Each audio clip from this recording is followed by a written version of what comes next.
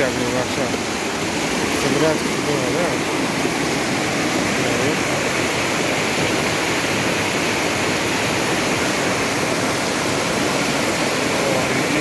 Ulu ya be. Nasıl bu? Arkadaş ondurmada. Gayet güzel.